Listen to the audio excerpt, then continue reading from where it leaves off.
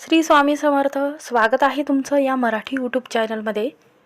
तर उद्या 5 मे 2026 रोजी अंगारक संकष्ट चतुर्थी आलेली आहे. अंगारकी ही अत्यंत शुभ असणारी तिथी आहे. ही वर्षातून 3 ते 2 वेळा येत असते. कारण संकष्ट चतुर्थी मंगळवारी येते ना, तर तिला अंगारक संकष्ट चतुर्थी असं संबोधलं जातं.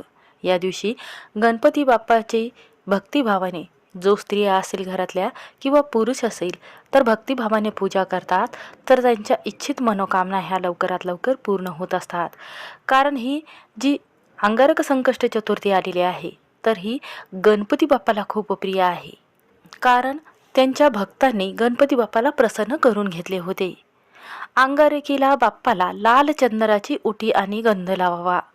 मंगळ ग्रहाचा उग्र स्वभाव शांत करण्यासाठी लाल चंदन शीतलता प्रदान करत असते.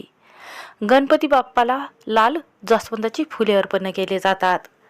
जर आर्थिक संकट येत असेल तर गणपती बाप्पाला शुद्ध तूप आणि गुळ अर्पण करावे.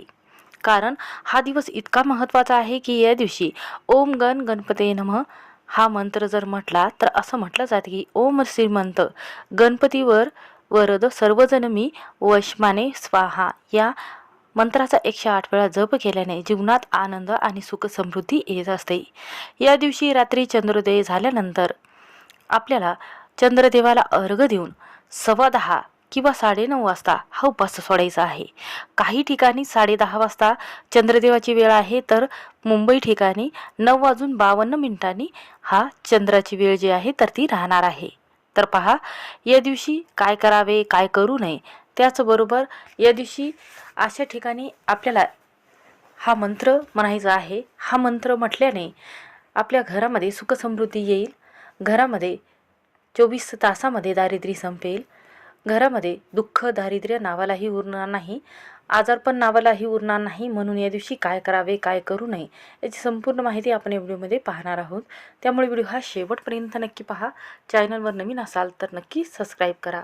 तर पहा, ही जी संकष्ट चतुर्थी आलेली आहे तर वर्षातून एकदाच हा दिवस येत असतो. या दिवसाला अनन्यसाधारण असं महत्त्व दिलं जातं. या दिवशी केलेले उपाय, सेवा आपल्या जीवनात आनंद देत असतो आणि आपल्या घराची आणि मुलाची भरभरून प्रगती होत असते. जर तुम्हाला या दिवशी उपवास करायचा असेल तर उपवासाला केळी, सफरचंद, पेरू यासारखी ताजी फळे खायची आहे. साबुदाणा खिचडी, साबुदाणा वडा तुम्ही खाऊ शकता. उकडलेले बटाटेसुद्धा तुम्ही खाऊ शकता. तर या दिवशी सामान्यतः असं म्हटलं जातं की सूर्यास्तानंतर भक्त चंद्रदेवाची पूजा करत असतात. त्यावेळी जेव्हा तुम्ही उपवास सोडता 10:30 वाजता, तर त्या वेळेमध्ये आपल्याला पहिल्यांदा मोदक खायचा असतो, हा नैवेद्य खायचा असतो. आणि त्यानंतर आपल्याला उपवासामध्ये चुकूनही सूर्यफुलाचं तेल किंवा सोयाबीनचं तेल वापरायचं नाही, शेंगदाण्याचं तेल वापरायचं आहे. कारण मंगळवारी आलेली जी संकष्ट चतुर्थी आहे त्याला अंगारक संकष्ट चतुर्थी म्हटले जाते. मंगळवारी येणारी चतुर्थी अत्यंत शुभ आणि शक्तिशाली म्हटली जाते. कारण या दिवशी बाप्पाची विधिपूर्वक आणि पंचोपचारी जर तुम्ही सकाळी उठून पूजा केली आणि ओम गण गणपती नमः या मंत्राचा जप जर केला तर मंगळ दोषापासून मुक्तताही मिळत असते. सर्व संकट हे आपोआपच दूर होतात. तर हा दिवस अत्यंत शुभ असल्यामुळे या दिवशी चुकूनही मांसाहारी पदार्थ, तामसिक अन्नाचं सेवन करू नका. कांदा लसूण खाऊ नका. या दिवशी मसुराच्या डाळीचा भाजी किंवा तुम्ही एखादी सुकी भाजी करू नका. त्याचबरोबर या दिवशी उडदाची डाळ असेल तीसुद्धा खाऊ नका. फणस या दिवशी उपासाला चालत नाही, हे फळ चुकूनही खाऊ नका. नाहीतर गणपती बाप्पाचा आशीर्वाद लाभण्याऐवजी त्यांचा आशीर्वाद तुम्हाला आणि तुमच्या कुटुंबावर लाभणार नाही. अडचणी आणि दुःख वाट्याला येईल. म्हणून ही चूक अजिबातच करू नका. या दिवशी शांत राहावे, कोणावरही रागवू नये, खोटे बोलू नये आणि कोणाची आपल्याला स्तुती किंवा नकारात्मक बोलणे किंवा कोणत्याही अपमानित शब्द बोलणे किंवा एखाद्याचा अनादर करू नका. कोणाचाही अपमान करू नका. एखाद्या वृद्ध व्यक्तीचा अपमान करू नका. रात्रीच्या वेळी जर तुम्ही चुकीच्या पद्धतीने पूजा केली तर याचं फळ जे आहे तर ते पूर्ण मिळत नाही. म्हणून आपल्याला काय करायचं आहे, तर या दिवशी गणपती बाप्पाचा आशीर्वाद हा कायमस्वरूपी तुमच्या कुटुंबावर राहावा, मुलाची भरभरून प्रगती व्हावी, सर्व संकट हे दूर व्हावेत, घरामध्ये दुःख नावालाही उरणार नाही, दारिद्र्य संपेल. म्हणून हा एक उपाय तुम्हाला करायचा आहे. या दिवशी हा उपाय केल्याने तुमच्या घरामध्ये सुखसमृद्धी नांदत असते. म्हणूनच आज अंगारक संकष्ट चतुर्थी आहे. हिंदू धर्मात हा दिवस जो आहे तर तो खूप महत्त्वाचा आणि पवित्र दिवस म्हणून ओळखला जातो. या दिवशी पृथ्वी तलावर गणपती तत्व हे नेहमीच्या तुलनेमध्ये अधिक कार्यरत करत असते. या दिवशी गणपतीची आराधना आणि व्रत केल्याने वर्षभरातील संकटाचे पुण्य फळ जे आहे तर ते आपल्याला लाभत असतं. ज्या व्यक्तीवर श्री गणपतीची पूजा जर केलेली असेल तर कृपा आशीर्वाद प्राप्त होत असतात. ज्या व्यक्तीवर श्री गणेशाची कृपा आहे त्या व्यक्तीच्या आयुष्यातील सर्व संकट आपोआपच नष्ट होत असतात. त्या भाविकांची सर्व इच्छा मनोकामना ह्या ताबडतोब पूर्ण होत असतात. म्हणूनच आपल्याला आपल्या घरामध्ये सुखसमृद्धी राहावी, पतीची भरभरून प्रगती व्हावी, घरामध्ये कर्ज असेल तर ते कमी व्हावं, आर्थिक समस्या दूर होण्यासाठी. तर आज कृष्ण पक्षातील चतुर्थी तिथी आहे, अंगारक संकष्ट चतुर्थी आहे. तर आजच्या दिवशी आपल्याला सकाळी 6 वाजता उठायचं आहे. आंघोळीच्या पाण्यामध्ये थोडंसं गोमूत्र आणि थोडंसं गंगाजल टाकायचं आहे. यामुळे 33 कोटी देवांचा आशीर्वाद आपल्याला लाभत असतो. तर या दिवशी काय करायचं आहे आपल्याला, तर लाल किंवा पिवळ्या रंगाचे वस्त्र घालायचे आहे.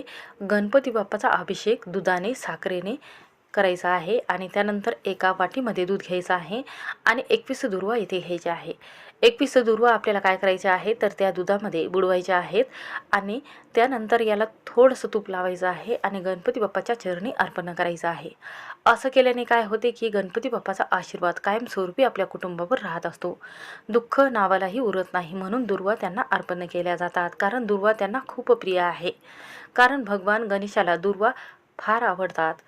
तुम्ही यासाठी 21 दुर्वा जर या दिवशी जर अशा पद्धतीने अर्पण केल्या तर व्यवसायात तुमचं कधीही नुकसान होणार नाही. तर तुमच्या कोणत्याही कामामध्ये जर सतत अडथळे येत असेल किंवा तुमचं मनातील इच्छा पूर्ण होण्यासाठी या दिवशी गणपतीचा 11 वेळा 108 वेळा आपल्याला हा जप करायचा आहे. ओम गण गणपते नमः हा मंत्र म्हणायचा आहे. कारण संकष्ट चतुर्थी आलेली आहे, म्हणजेच अंगारक संकष्ट चतुर्थी आलेली आहे. तर या दिवशी श्री गणेशाची आराधना केल्याने भक्तांना अपेक्षित फळ प्राप्त होते. आपण जीवनामध्ये जेव्हा यशप्राप्तीसाठी, धनप्राप्तीसाठी आणि घरामध्ये पैसा येण्यासाठी जी मेहनत करतो तर त्या मेहनतीचं पूर्ण फळ आपल्याला लाभत असते. म्हणून आपल्याला काय करायचं आहे तर शुभ मुहूर्त कधी आहे तर कृष्ण पक्षातील चतुर्थी तिथी 25 जून रोजी पहाटे. तसंच आपण गणपती बाप्पाला 21 मोदक, 21 दुर्वा, जास्वंदाची फुले अर्पण करताना तुळस अर्पण करू नये. अंगारकी चतुर्थीला चुकूनही तुळस अर्पण करू नये. अंगारकीला चतुर्थीला व्रत केल्यास वर्षभराच्या चतुर्थीचे पुण्यफळ लाभत असते. बाप्पाचा आशीर्वाद जो आहे हा संपूर्ण कुटुंबावर लाभत असतो आणि आयुष्यातील सर्व विघ्न हे दूर होत असतात. तर तुम्हाला माहिती आहे का, मिठाची चतुर्थी केल्याने गणपती बाप्पा आपल्या सर्व इच्छित मनोकामना पूर्ण करतो आणि घरामध्ये सुखसमृद्धी आणून देत असतो. म्हणून इच्छित फळ आपल्याला प्राप्त होण्यासाठी आणि आपल्या घरामध्ये 24 तासामध्ये धन संपत्ती येण्यासाठी हे व्रत तुम्ही करू शकता. किंवा तुमच्या मनातील जी काही इच्छा आहे, जसं की व्यवसायामध्ये प्रगती व्हावी, घरामध्ये अडचण असेल, दुःख असेल, दारिद्र्य असेल, गरिबी येत असेल तर सर्व कठीणातील कठीण समस्या दूर होण्यासाठी हा मिठाची जी चतुर्थी आहे तर ही केल्याने बाप्पा आपल्या लवकर इच्छा ज्या आहेत तर त्या पूर्ण करत असतात. तर मिठाची जी चतुर्थी आहे तर जी अंगारकी संकष्ट चतुर्थी आलेली आहे तर या दिवशी कशा पद्धतीने हा उपाय करायचा आहे ते बघूया. चतुर्थीच्या दिवशी सकाळी लवकर उठायचं आहे. त्यानंतर आपल्याला एका तांब्यामध्ये पाणी घ्यायचं आहे, पंचामृत घ्यायचं आहे आणि गणेश स्तोत्र म्हणत आपल्याला अभिषेक करायचा आहे. आणि त्यानंतर देव्हाऱ्यात जिथे गणपती ठेवणार आहात तिथे आपल्याला अक्षता ठेवायच्या आहेत, 2 विड्याचे पानं ठेवायचे आहेत, परत अक्षता ठेवायच्या आहेत, त्यावर गणपती बाप्पाची मूर्ती ठेवायची आहे. त्यानंतर त्यांना जास्वंदाचं फूल अर्पण करावं, 21 दुर्वा अर्पण कराव्यात आणि साखर किंवा मोदकाचा नैवेद्य, गुळ खोबऱ्याचा नैवेद्य किंवा तुम्ही लाडू किंवा बुंदीचे लाडू आणलेले असेल तर ते ठेवू शकता. चतुर्थीच्या दिवशी नेहमीप्रमाणे संपूर्ण दिवस आपल्याला उपवास निर्जली किंवा साबुदाणाचे वडे खिचडी वेपर्स किंवा तुम्ही एखादे फळं खाऊन हा उपवास करू शकता। ही मिठाची चतुर्थी असल्याने दिवसभर आपल्याला मिठाचे सेवन चुकूनही करायचे नाही। दिवसभर तुम्ही चहा दूध फळे खाऊ शकता, फक्त या दिवशी मिठाचं सेवन चुकूनही करायचं नाही। हे व्रत चंद्रदेवाची जेव्हा आपण पूजा करतो त्यावेळेमध्ये आपल्याला हा उपवास सोडायचा आहे। चंद्रोदयापूर्वी आपल्याला कधी हा उपवास चुकूनही सोडायचा नाही, नाहीतर संपूर्ण फळ आपल्याला प्राप्त होत नाही। त्याऐवजी गणपती बाप्पाचा आशीर्वाद हा प्राप्त होत नाही, क्रोधित होतात आणि आपल्या जीवनामध्ये दुष्परिणाम आपल्याला पाहायला मिळतात। तर रात्री चंद्रदेवाची आरती करायची आहे। मिठाची चतुर्थी व्रत करताना 21 मोदक बनवावे आणि उकडीचे किंवा तळलेले कोणत्याही पद्धतीचे तुम्ही मोदक जे आहे तर ते बनवू शकता। 21 मोदकापैकी 20 मोदकामध्ये ओल्या नारळाचे आणि गुळाचे सारण घालावे। मात्र एक मोदक असा बनवायचा आहे ज्यामध्ये तुम्ही मीठ घालायचे आहे। असा आपल्याला 21वा मोदक बनवायचा आहे। उकड घातल्यानंतर 21 नारळाचे आणि मिठाचा एक असे 21 मोदक एकत्र करून घ्यायचे आहे। कोणताही मोदक वेगळा ठेवायचा नाही। चंद्रदेवाची वेळ झाली की आपल्याला गणपतीची पूजा अगोदर करून घ्यायची आहे, आरती करून घ्यायची आहे, अथर्वशीर्षाचं पठण करून घ्यायचं आहे आणि त्यानंतर फलश्रुतीसहित आपल्याला म्हणायचं आहे आणि त्यानंतर चंद्रदेवाला अर्घ्य देऊन आपल्याला त्यांना नैवेद्य दाखवायचा आहे। गणपतीची आरती झाल्यानंतर उपवास हा सोडताना जमिनीवर बसून एक आसन घ्यायचं आहे, त्या आसनावर आपल्याला बसायचं आहे। उपवास सोडत असताना कोणाच्या घरी सोडू नये किंवा जमिनीवर बसू नये, आसन ठेवावं, त्यावर बसावं आणि उपवास सोडताना 21 मोदक घ्यायचा आहे आणि एक मोदक खाण्यास सुरुवात करायची आहे।